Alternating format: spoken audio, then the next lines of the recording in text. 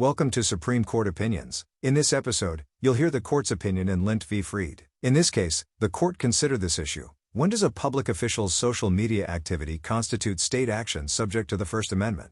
The case was decided on March 15, 2024. The Supreme Court held that a public official who prevents someone from commenting on the official's social media page engages in state action under 42 U.S.C. Section 1983. 3. Only if the official both 1. Possessed actual authority to speak on the state's behalf on a particular matter, and 2. Purported to exercise that authority when speaking in the relevant social media posts. Justice Amy Coney Barrett authored the unanimous opinion of the court.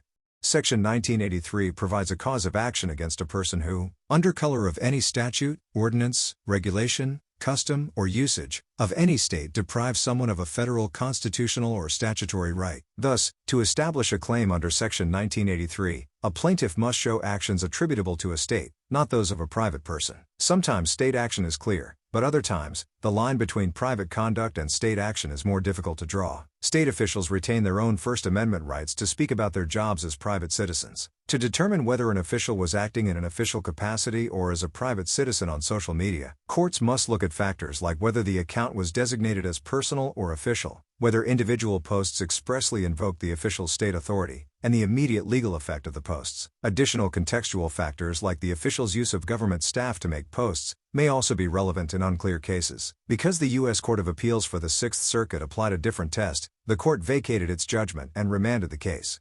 The opinion is presented here in its entirety, but with citations omitted. If you appreciate this episode, please subscribe. Thank you. Justice Barrett delivered the opinion of the court. Like millions of Americans, James Freed maintained a Facebook account on which he posted about a wide range of topics, including his family and his job. Like most of those Americans, Freed occasionally received unwelcome comments on his posts. In response, Freed took a step familiar to Facebook users. He deleted the comments and blocked those who made them. For most people with a Facebook account, that would have been the end of it. But Kevin Lindke, one of the unwelcome commenters, sued Freed for violating his right to free speech. Because the First Amendment binds only the government, this claim is a non-starter if Freed posted as a private citizen. Freed, however, is not only a private citizen but also the city manager of Port Huron, Michigan. And while Freed insists that his Facebook account was strictly personal, Lindke argues that Freed acted in his official capacity when he silenced Lindke's speech. When a government official posts about job-related topics on social media, it can be difficult to tell whether the speech is official or private. We hold that such speech is attributable to the state only if the official 1. Possessed actual authority to speak on the state's behalf, and 2. Purported to exercise that authority when he spoke on social media. Sometime before 2008, while he was a college student, James Freed created a private Facebook profile that he shared only with friends. In Facebook lingo, friends are not necessarily confidants or even real-life acquaintances. Users become friends when one accepts a friend request from another. After that, the two can generally see and comment on one another's posts and photos. When Freed, an avid Facebook user, began nearing the platform's 5,000 friend limit, he converted his profile to a public page. This meant that anyone could see and comment on his posts. Freed chose public figure for his page's category, James Freed for its title, and Freed1 as his username. Facebook did not require Freed to satisfy any special criteria either to convert his Facebook profile to a public page or to describe himself as a public figure.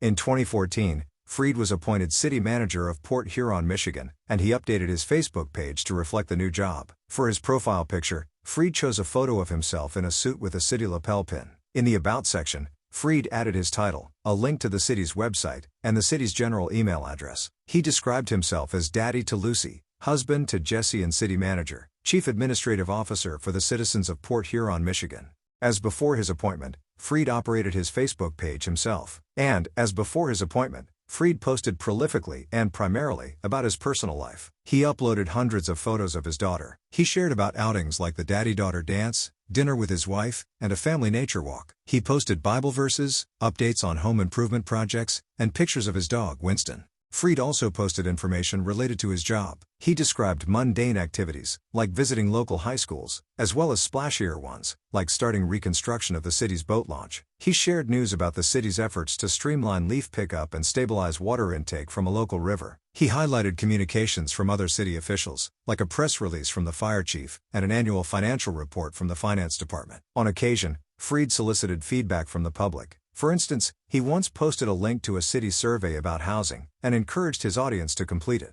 Freed's readers frequently commented on his posts, sometimes with reactions, for example, "Good job, it takes skills," on a picture of his sleeping daughter, and sometimes with questions, for example, "Can you allow city residents to have chickens?" Freed often replied to the comments, including by answering inquiries from city residents. City residents can have chickens and should call the planning department for details. He occasionally deleted comments that he thought were derogatory or stupid. After the COVID-19 pandemic began, Freed posted about that. Some posts were personal, like pictures of his family spending time at home and outdoors to stay safe and save lives. Some contained general information like case counts and weekly hospitalization numbers. Others related to Freed's job, like a description of the city's hiring freeze and a screenshot of a press release about a relief package that he helped prepare. Enter Kevin Lindke. Unhappy with the city's approach to the pandemic, Lindke visited Freed's page and said so. For example, in response to one of Freed's posts, Lindke commented that the city's pandemic response was abysmal and that the city deserves better. When Freed posted a photo of himself and the mayor picking up takeout from a local restaurant, Lindke complained that while residents were suffering, the city's leaders were eating at an expensive restaurant instead of out talking to the community. Initially, Freed deleted Lindke's comments. Ultimately, he blocked him. Once blocked, Lindke could see Freed's posts but could no longer comment on them. Lindke sued Freed, alleging that Freed had violated his First Amendment rights. As Lindke saw it, he had the right to comment on Freed's Facebook page, which he characterized as a public forum. Freed, Lindke claimed, had engaged in impermissible viewpoint discrimination by deleting unfavorable comments and blocking the people who made them. The district court granted summary judgment to Freed. Because only state action can give rise to liability under Section 1983, Lindke's claim depended on whether Freed acted in a private or public capacity. The court concluded that Freed managed his Facebook page in his private capacity, so Lindke's claim failed. The Sixth Circuit affirmed. It noted that the case law is murky as to when a state official acts personally, and when he acts officially for purposes of Section 1983. To sort the personal from the official, that court asks whether the official is performing an actual or apparent duty of his office, or if he could not have behaved as he did without the authority of his office. Applying this precedent to the social media context, the Sixth Circuit held that an official's activity is state action if the text of state law requires an officeholder to maintain a social media account. The official uses state resources or government staff to run the account, or the account belongs to an office, rather than an individual officeholder. These situations, the Sixth Circuit explained, make an official's social media activity fairly attributable to the state, and it concluded that Freed's activity was not. The Sixth Circuit's approach to state action in the social media context differs from that of the Second and Ninth Circuits, which focus less on the connection between the official's authority and the account, and more on whether the account's appearance and content look official. We granted certiorari. Section 1983 provides a cause of action against every person who, under color of any statute, ordinance, regulation, custom, or usage of any state deprives someone of a federal constitutional or statutory right. As its text makes clear, this provision protects against acts attributable to a state, not those of a private person. This limit tracks that of the 14th Amendment, which obligates states to honor the constitutional rights that Section 1983 protects. The need for governmental action is also explicit in the Free Speech Clause, the guarantee that Lindke invokes in this case. In short, the state action requirement is both well established and reinforced by multiple sources. In the run-of-the-mill case, state action is easy to spot. Courts do not ordinarily pause to consider whether Section 1983 applies to the actions of police officers, public schools, or prison officials. And, absent some very unusual facts, no one would credit a child's assertion of free speech rights against a parent, or a plaintiff's complaint that a nosy neighbor unlawfully searched his garage. Sometimes, however, the line between private conduct and state action is difficult to draw. Griffin is a good example. There, we held that a security guard at a privately owned amusement park engaged in state action when he enforced the park's policy of segregation against black protesters. Though employed by the park, the guard had been deputized as a sheriff of Montgomery County and possessed the same power and authority as any other deputy sheriff. The state had therefore allowed its power to be exercised by someone in the private sector, and the source of the power, not the identity of the employer, controlled. By and large, our state action precedents have grappled with variations of the question posed in Griffin, whether a nominally private person has engaged in state action for purposes of Section 1983. Today's case, by contrast, requires us to analyze whether a state official engaged in state action or functioned as a private citizen. This court has had little occasion to consider how the state action requirement applies in this circumstance. The question is difficult, especially in a case involving a state or local official who routinely interacts with the public. Such officials may look like they are always on the clock, making it tempting to characterize every encounter as part of the job. But the state action doctrine avoids such broad brush assumptions, for good reason. While public officials can act on behalf of the state, they are also private citizens with their own constitutional rights. By excluding from liability acts of officers in the ambit of their personal pursuits, the state action requirement protects a robust sphere of individual liberty for those who serve as public officials or employees. The dispute between Lindke and Fried illustrates this dynamic. Fried did not relinquish his First Amendment rights when he became city manager. On the contrary, the First Amendment protects a public employee's right, in certain circumstances, to speak as a citizen addressing matters of public concern. This right includes the ability to speak about information related to or learned through public employment, so long as the speech is not itself ordinarily within the scope of the employee's duties. Where the right exists, editorial control over speech and speakers on the public employee's properties or platforms is part and parcel of it. Thus, if Fried acted in his private capacity when he blocked Lindke and deleted his comments, he did not violate Lindke's First Amendment rights. Instead, he exercised his own. So Lindke cannot hang his hat on Fried's status as a state employee. The distinction between private conduct and state action turns on substance, not labels. Private parties can act with the authority of the state, and state officials have private lives and their own constitutional rights. Categorizing conduct, therefore, can require a close look. A close look is definitely necessary in the context of a public official using social media. There are approximately 20 million state and local government employees across the nation, with an extraordinarily wide range of job descriptions, from governors, mayors, and police chiefs to teachers, healthcare professionals, and transportation workers. Many use social media for personal communication, official communication, or both, and the line between the two is often blurred. Moreover, social media involves a variety of different and rapidly changing platforms, each with distinct features for speaking, viewing, and removing speech. The court has frequently emphasized that the state action doctrine demands a fact-intensive inquiry. We repeat that caution here. That said, our precedent articulates principles that govern cases analogous to this one. For the reasons we explained below, a public official's social media activity constitutes state action under Section 1983 only if the official, 1. Possessed actual authority to speak on the state's behalf, and 2. Purported to exercise that authority when he spoke on social media. The appearance and function of the social media activity are relevant at the second step, but they cannot make up for a lack of state authority at the first.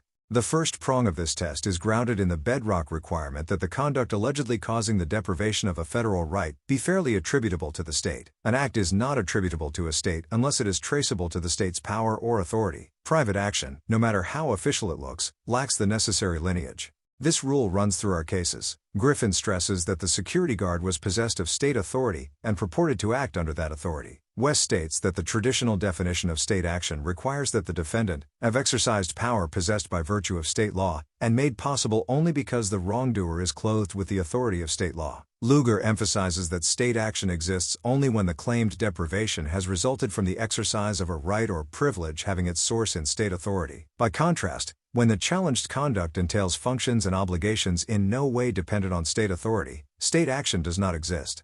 Lindke's focus on appearance skips over this crucial step. He insists that Fried's social media activity constitutes state action because Fried's Facebook page looks and functions like an outlet for city updates and citizen concerns. But Fried's conduct is not attributable to the state unless he was possessed of state authority to post city updates and register citizen concerns. If the state did not entrust Fried with these responsibilities, it cannot fairly be blamed for the way he discharged them. Lindke imagines that Fried can conjure the power of the state through his own efforts. Yet the presence of state authority must be real, not a mirage. Importantly, Lindke must show more than that Fried had some authority to communicate with residents on behalf of Port Huron. The alleged censorship must be connected to speech on a matter within Fried's bailiwick. For example, imagine that Fried posted a list of local restaurants with health code violations and deleted snarky comments made by other users. If public health is not within the portfolio of the city manager, then neither the post nor the deletions would be traceable to Fried's state authority, because he had none. For state action to exist, the state must be responsible for the specific conduct of which the plaintiff complains. There must be a tie between the official's authority and the gravamen of the plaintiff's complaint.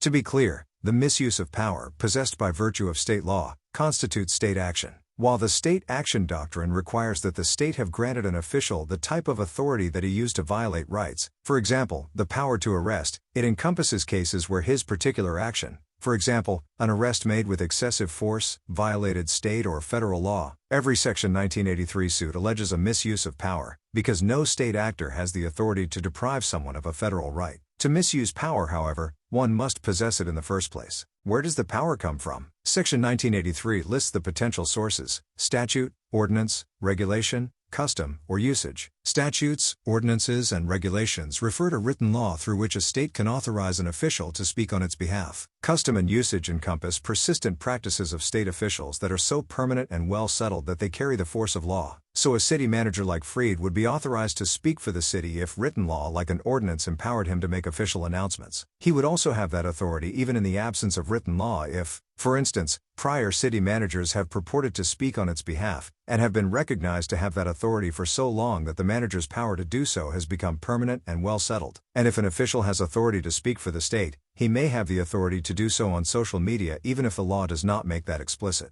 Determining the scope of an official's power requires careful attention to the relevant statute, ordinance, regulation, custom, or usage. In some cases, a grant of authority over particular subject matter may reasonably encompass authority to speak about it officially. For example, state law might grant a high-ranking official like the director of the State Department of Transportation broad responsibility for the state highway system that, in context, includes authority to make official announcements on that subject. At the same time, courts must not rely on excessively broad job descriptions to conclude that a government employee is authorized to speak for the state. The inquiry is not whether making official announcements could fit within the job description. It is whether making official announcements is actually part of the job that the state entrusted the official to do. In sum, a defendant like Freed must have actual authority rooted in written law or long-standing custom to speak for the state. That authority must extend to speech of the sort that caused the alleged rights deprivation. If the plaintiff cannot make this threshold showing of authority, he cannot establish state action. For social media activity to constitute state action, an official must not only have state authority, he must also purport to use it. State officials have a choice about the capacity in which they choose to speak. Generally, a public employee purports to speak on behalf of the state while speaking in his official capacity, or when he uses his speech to fulfill his responsibilities pursuant to state law. If the public employee does not use his speech in furtherance of his official responsibilities, he is speaking in his own voice. Consider a hypothetical from the offline world. A school board president announces at a school board meeting that the board has lifted pandemic-era restrictions on public schools. The next evening, at a backyard barbecue with friends whose children attend public schools, he shares that the board has lifted the pandemic-era restrictions. The former is state action taken in his official capacity as school board president, the latter is private action taken in his personal capacity as a friend and neighbor. While the substance of the announcement is the same, the context, an official meeting versus a private event, differs. He invoked his official authority only when he acted as school board president.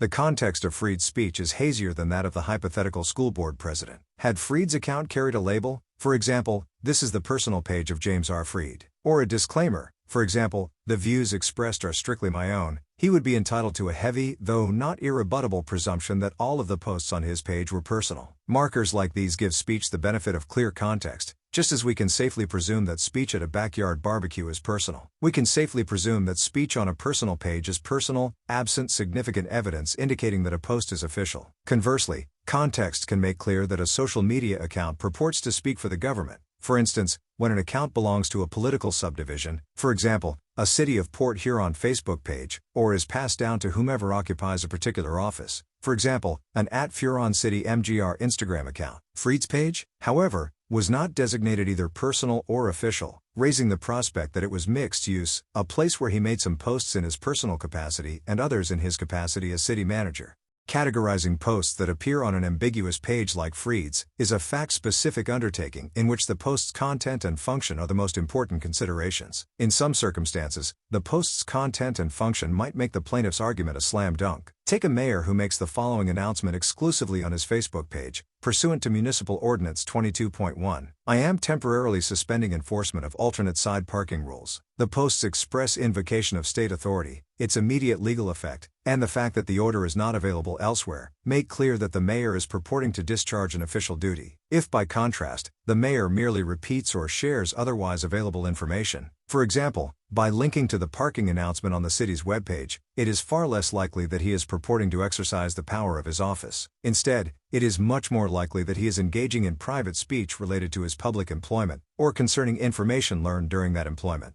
Hard-to-classify cases require awareness that an official does not necessarily purport to exercise his authority simply by posting about a matter within it. He might post job-related information for any number of personal reasons, from a desire to raise public awareness to promoting his prospects for re-election. Moreover, many public officials possess a broad portfolio of governmental authority that includes routine interaction with the public. and it may not be easy to discern a boundary between their public and private lives. Yet these officials too have the right to speak about public affairs in their personal capacities. Lest any official lose that right, it is crucial for the plaintiff to show that the official is purporting to exercise state authority in specific posts, and when there is doubt, additional factors might cast light. For example, an official who uses government staff to make a post will be hard-pressed to deny that he was conducting government business.